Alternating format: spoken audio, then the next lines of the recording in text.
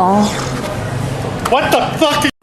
So before starting the video, I want you all to subscribe the channel. As you can see that this is a new channel, so I need your support. So subscribe and press the bell icon even if you don't like the video, so that whenever I upload a new video, you can come and dislike it before anyone else. Thank you. Okay, so let's get into the video straight away. Stand-up comedy India के pop culture में इतनी famous कैसे हुई और इसको famous किया किसने? तो अगर तुम लोगों को याद हो 2014 में बिलावल भुट्टो ने एक कमेंट किया था कि कश्मीर हम लेके रहेंगे, तो उसके आउटरीच में लोगों ने बहुत सारे जोक्स बनाए, मीम्स बनाए, वीडियोस बनाए। तब एक वीडियो बहुत ज़्यादा वायरल हुआ था, ये वाला। सर ये 15,000 रुपए पर स्क्वायर फीट है, total area is 700 crore square feet, कुल मिला के आपका हो गया 100 लाख करोड़ रुपए। अभी औकात है तो खरीद लो सर आप। अब ऐसा नहीं है कि इससे पहले इंडिया में स्टैंड अप कॉमेडी नहीं होती थी बट लोगों तक पहुंच नहीं पाती थी। ये वीडियो वायरल हुआ, लोगों को बहुत पसंद आया, तो लोगों के मन में क्यूरियोसिटी बढ़ने लगी कि यार ये चीज़ है क्या। तो लोगों ने इस चीज़ को एक्सप्लोर करना शुरू किया। तब एक और वीडियो बहुत ज़्यादा वायरल हुआ था, जाकिर खान का ये वाला। अपन भाई पिघलते नहीं है भाई, जैसे एयरलाइन में भी ना लड़कियां मिलती हैं, जैसे मान लो अपन तो अपने पास जिंदगी में है ही क्या, एयरपोर्ट 3 घंटे पहले पहुंच जाते हैं। पहले पहुंच के window seat book. So we can say that Zakir Khan and Vipul Goyal are the pioneers of stand-up comedy in India. अब ऐसा नहीं है इससे पहले नहीं होती थी, शुरुआत हो चुकी थी लाफ्टर चैलेंज से, बट वो शोज़ ना फिल्टर्ड होते थे और ये सारे शोज़ अनफिल्टर्ड। तो उन सब बातों को आज हो गए 6-7 साल, क्योंकि आज चल रहा है 2022 और अपने आप से ये सवाल पूछो अपने कलेजे पे हाथ रख के कि ये सब जो कॉमेडी है, stand up comedians, are they really funny? The answer is no. And let me tell you, I am excluding these 4 not because I am a fan सिर्फ एक ही का था, मैं राजू श्रीवास्तव का। I am excluding them because they are naturally funny. क्योंकि कुछ लोग ऐसे होते हैं ना जिनको जोक मारने की ज़रूरत नहीं पड़ती, उनसे बात कर लो तो हंसी आ जाती है। तो ये 4 लोग ऐसे हैं, ये लोग नेचुरली फ़नी हैं, इन पे stand up comedy actually suit करती है। तो ये तो होगा 4 लोग, और जो बचा खुचा कचरा है, let me tell you, they are not funny and will never be. क्योंकि इन लोगों का एक पैटर्न सेट हो चुका है कॉमेडी करने का। सबसे पहले तो इनका बोलने का तरीका। फॉर एग्ज़ाम्पल जाकिर खान वो इंदौर का है, तो उसकी बातों से, उसकी स्टोरीज से, उसके एक्सेंट से पता चलता है कि वो इंदौर का है। वो इंदौरी टच नज़र आता है उसके बोलने के तरीके में। जैसे अभिषेक उपमन्यु वो दिल्ली का है, तो उसके भी बोलने के तरीके में पता चलता है कि वो दिल्ली से है, और उनकी बातें फ़नी लगती हैं इस तरीके से। तो बाकी जो कॉमेडियंस हैं वो भी यही करने की कोशिश करते हैं। जैसे अगर कोई पंजाब से है तो वो पंजाबी में कॉमेडी करने की कोशिश करेगा, कोई बंगाल से है तो वो बंगाली में। तो ये सारी जो प्रोसेस है वो काफ़ी फोर्स्ड और अनफनी लगती है, क्योंकि जब वो स्टोरी सुनाते हैं, सिचुएशंस बताते हैं, तो उससे पता चलता है कि ये लोग कितना ट्राई कर रहे हैं फ़नी होने का, बट ये एक्चुअली में है नहीं। दूसरा इनकी स्टोरीज। सी, हमें ऑलरेडी पता है that they are narrating a fake story, plus इनका बोलने का तरीका या तो बहुत ज़्यादा तेज़। मैं सच में, मेरे तो ड्रंक ड्राइविंग के लिए पकड़ा गया तो उसको सारे नुस्खे पता है, उसने सब गूगल सर्च करवाया, how not to get caught after drunk, या तो बहुत ज़्यादा धीरे। कहते दर्द हुआ, मैंने कहा नहीं।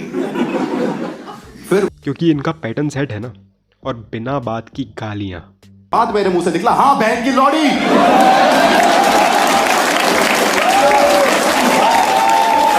और हाँ, गालियाँ इसलिए क्योंकि हमारे जो टीनेजर्स हैं उनको गालियाँ सुनना बहुत फ़नी लगता है। शायद उनके बाप दादा दारू नहीं पीते होंगे, इसलिए उनको शायद ये सब वेब सीरीज़ बहुत पसंद आती हैं। तो दिक्कत क्या है ना कि अगर आप एक टीनेजर के सामने, एक बच्चे के सामने बैठ के अपने दोस्त से गाली गलौच में बात करोगे ना, तो वो गालियाँ सुन के बड़ा खुश होगा, समझ रहे हो? गालियाँ सुन के उसको बहुत हंसी आएगी, वो आपकी बातों पे ध्यान नहीं देगा, वो सिर्फ गाली पे ध्यान देगा। तो जो कमेडियंस हैं वो इस चीज़ का बहुत फ़ायदा उठाते हैं, बिना बात के गालियाँ घुसेड़ देते हैं अपने एक्ट्स में, ताकि इन बच्चों को बहुत मज़ा आए। सबसे important reason, comedy on religion, मतलब कॉमेडी ऑन हिंदू धर्म। सी, उनको ये चीज़ अच्छे से पता है कि अगर हम हिंदू गॉड्स पे मजाक बनाएंगे तो थोड़ी बहुत गालियाँ पड़ेंगी, थोड़ी बहुत जूते पड़ेंगे, but at the end of the day we'll still be alive. और जो लिबरल्स हैं वो हम लोगों को अपना बाप बना लेंगे। तो ये लोग धर्म पे मजाक क्यों बनाते हैं? धर्म मतलब स्पेसिफिकली हिंदू धर्म, क्योंकि इनकी ताकत नहीं है दूसरे धर्म को टारगेट करने की, सिर्फ हिंदू धर्म। तो ये लोग ऐसा क्यों करते हैं? सी, 3 टाइप्स के कमेडियंस हैं जो ऐसी हरकतें करते हैं। सबसे पहला जो जेन्युइनली हमारे धर्म को इंसल्ट करना पसंद करते हैं, जैसे Munawar Faruqui. See, if you are smart enough ना, you can tell that Munawar Faruqui is a bad person. अगर आप उसके इंटरव्यूज़ देखो, उसके स्टैंड अप्स देखो, तो उससे पता चलेगा, उसके एरोगेंस से, उसके एटीट्यूड से पता चलेगा कि वो कितना बेकार टाइप का इंसान है। वो खाली हमारे धर्म पे मजाक करता है, अपने धर्म की तारीफ़ करता है। And the day he got arrested, na, I knew he will come out as a celebrity and people will sing praises of him, especially teenagers. इसको जेल भेजना लीगल तरीके से बहुत ज़्यादा बड़ी गलती थी। इसको खाली घसीट के मारते और भाग जाते, ना ये साला जेल जाता, ना ये सेलिब्रिटी बन के वापस आता, और ना ये बिग बॉस में जाता। फिर दूसरी कैटेगरी के लोग जिनका पॉलिटिकल एजेंडा होता है, जो पॉलिटिकल इन्फ्लुएंसर ज़्यादा होते हैं, कमेडियंस कम होते हैं, जैसे वरुण ग्रोवर, कुणाल कामरा। अब कुणाल कामरा के बारे में शायद मुझे एक्सप्लेन करने की ज़रूरत ना पड़े, सबको शायद मालूम ही है कि वो कैसा है। बस मैं इतना बोलूँगा कि वो JNU का पास आउट है और कन्हैया कुमार का दोस्त है, बस। और जितने भी कट्टर हिंदू भाई हैं हमारे, मैं उनसे एक दरख्वास्त है मेरी, एक पैक्ट बनाते हैं हम लोग कि ये आदमी जहाँ भी हमें दिखे, ना पुलिस को बताएंगे, ना कोई लीगल प्रोसीजर फॉलो करेंगे, इसको जाएंगे और वहाँ पटक के मारेंगे, क्योंकि यार एग्ज़ाम्पल सेट करना बहुत ज़्यादा ज़रूरी है। तीसरी कैटेगरी के लोग जो हिंदुइज़्म को एक अनटैप्ड मार्केट की तरह देखते हैं, क्योंकि वर्ल्ड वाइड हम लोग अपने कल्चर के लिए, अपने ट्रेडिशंस के लिए, अपने भगवानों के लिए फेमस है। तो अगर उस चीज़ का ये लोग मजाक बनाएंगे तो उनको पता है पब्लिसिटी मिलेगी ही मिलेगी इनको, ठीक है। और out of desperation they make jokes on our religion, क्योंकि उनको अच्छे से पता है कि उनको सपोर्ट मिलेगा टीनेजर्स का, कॉलेज गोइंग स्टूडेंट्स का, लिबरल्स का, स्लीपर सेल्स का। और अगर जेल भी चले गए तो उनको पता है फिर कि मुनावर फारूकी जैसे सेलिब्रिटी बन के आया था, ये भी सेलिब्रिटी बन के आएंगे। अब सवाल ये निकल के आता है कि ये सब चीज़ें देखता कौन है। सबसे पहले तो 16 से 22 साल का जो एज ग्रुप है, सबसे ज़्यादा मंद बुद्धि लोग, सबसे ज़्यादा डम लोग इसी एज ग्रुप के रहते हैं, क्योंकि जब ये इस एज ग्रुप में रहते हैं ना, तो इनमें लिबरल सेक्युलर बनने की बहुत ज़्यादा चुल रहती है। फॉर एग्ज़ाम्पल, जब मुनावर फारूकी अरेस्ट होने वाला था, तब ये डिस्कशन चल ही रहा था, तब एक लड़की ने उचक के ये चीज़ बोली। सर एक मिनट सुनिए मेरी बात, हिंदू मुस्लिम भाई भाई हैं। They're teenagers, man. They're really stupid. So clearly she's a college going kid and I can bet my life on it. क्योंकि अगर इसकी जगह कोई मैच्योर इंसान रहता तो ये मालूम होते हुए कि इस आदमी ने हमारे धर्म का कितना मजाक उड़ाया है, वो ये सेम बात नहीं बोलता।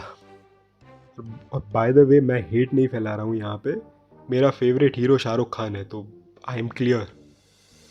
तो इस एज ग्रुप के लोग ये इसलिए देखते हैं ताकि लोगों को लगे कि ये वही कोठी बंगले वाला है, धन्यवाद।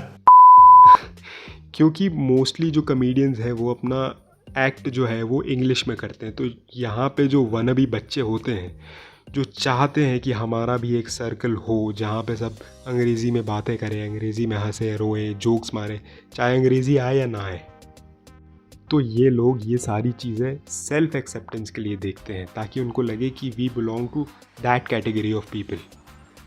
तो बात सिर्फ देखने तक सीमित नहीं है, ये लोग दूसरों को, अपने क्लासमेट्स को ये सब चीज़ें सजेस्ट करते हैं, नॉट बिकॉज ये सब बहुत फ़नी है, इसलिए सजेस्ट करते हैं ताकि वो दिखा सके लोगों को कि हमारा लेवल क्या है, वो दिखा सके लोगों को कि हम तुम लोगों से कितने ज़्यादा सुपीरियर हैं। अब इस बात से ना बहुत सारे लोग शायद ऑफेंड हो जाएं, अगर तुम लोग ऑफेंड हो रहे हो इस बात पे, तो इसका मतलब ये है कि ये बात सच है। See again, I am not dissing those who like watching this shit, I mean it's not my fault if you are a complete retard. Even movies में भी हमें मेन कैरेक्टर से ज़्यादा फ़नी साइड कैरेक्टर्स लगते हैं। उसका reason ये है कि जो साइड कैरेक्टर्स हैं उनकी राइटिंग, उनकी लिखाई इस तरीके से हुई है कि अगर वो कुछ भी बोले तो लोगों को हंसी आनी चाहिए, जो कि आती है in most of the cases. Same case main character के साथ नहीं हो सकता क्योंकि उसकी लिखाई डिफरेंट है। सिमिलरली रियल लाइफ में भी भगवान ने कुछ लोगों को फ़नी बनाया है, कुछ लोगों को फ़नी नहीं बनाया है। तो कॉमेडी सिर्फ उन लोगों पे सूट करेगी जो नेचुरली फ़नी है, जिनको भगवान ने फ़नी बनाया है। बहुत सारे लोग कॉमेडी करने की कोशिश करेंगे, 100 लोग कॉमेडी करेंगे, लेकिन उनमें से सक्सीड सिर्फ 4 लोग होंगे। By the way, Kapil Sharma leaps and bounds ahead है इन लोगों से in terms of comedy. So that's it for now. You're free to like or dislike the video, but make sure you hit the subscribe button. And if you have a different opinion on this topic, do let me know in the comment section. I'm open to criticism. Thank you so much. Peace out.